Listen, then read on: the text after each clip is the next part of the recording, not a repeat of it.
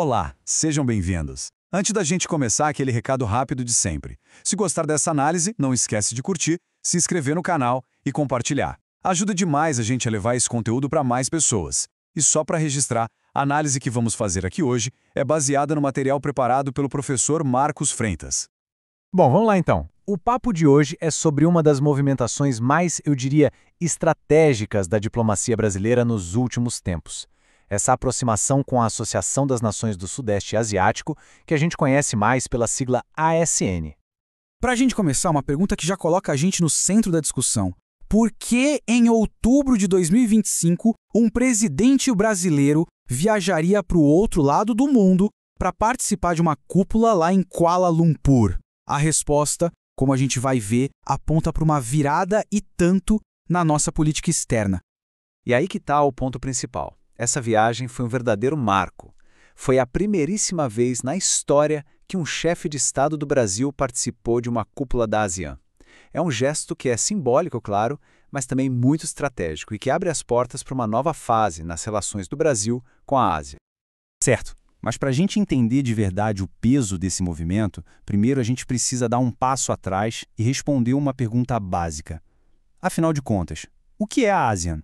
Então, a ASEAN foi criada lá em 1967 e o objetivo na época era bem claro: criar um ambiente de paz, de estabilidade e, claro, de muita cooperação econômica numa das regiões que mais cresce no mundo. Pensa assim, é um bloco de países que resolveu se unir para prosperar junto.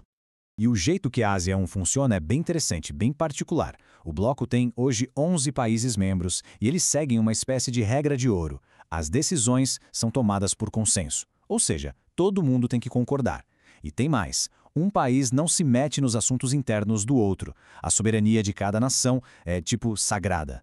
Esse jeitão de cooperar é tão único que até ganhou um nome, o ASEAN Way, ou o Jeito ASEAN. Para a gente ter uma noção melhor, é só comparar com a União Europeia que a gente conhece mais.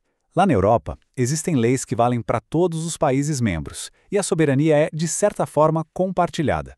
Já na CE, a história é outra. A integração é mais na base da diplomacia, do acordo e, como eu disse, as decisões precisam do sim de todo mundo. É um modelo que valoriza ao máximo a autonomia de cada país. Beleza, já entendemos o que é a ASEAN. Agora a pergunta é, e o Brasil com isso? O que o nosso país vê de tão interessante nessa parceria? A resposta, em grande parte, está nos números, na economia.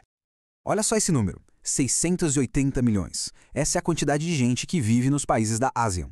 É um mercado consumidor gigante, uma oportunidade imensa para os produtos brasileiros, não é? E não é que a gente está começando do zero. A relação já é bem forte.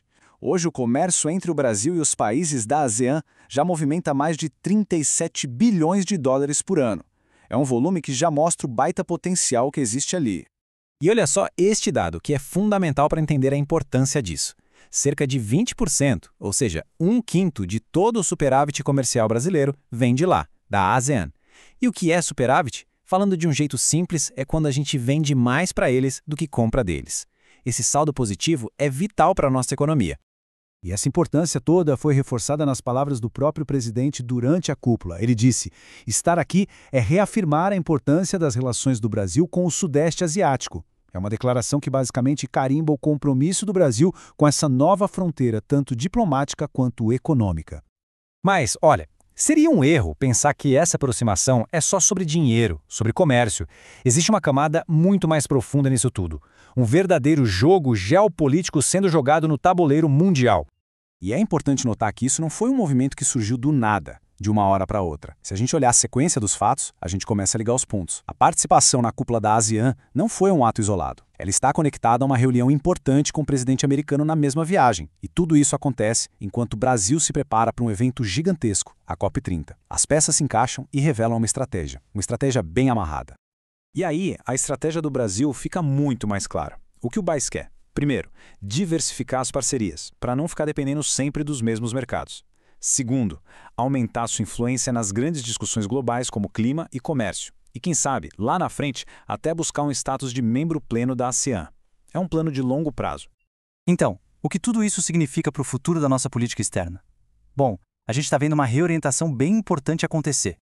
Os analistas estão chamando essa nova fase de multilateralismo pragmático. E o que é isso na prática? Significa que o Brasil está correndo atrás de novas redes de poder, tanto econômicas quanto políticas, mas sempre com um foco muito claro: os seus próprios interesses nacionais. É o pragmatismo em ação.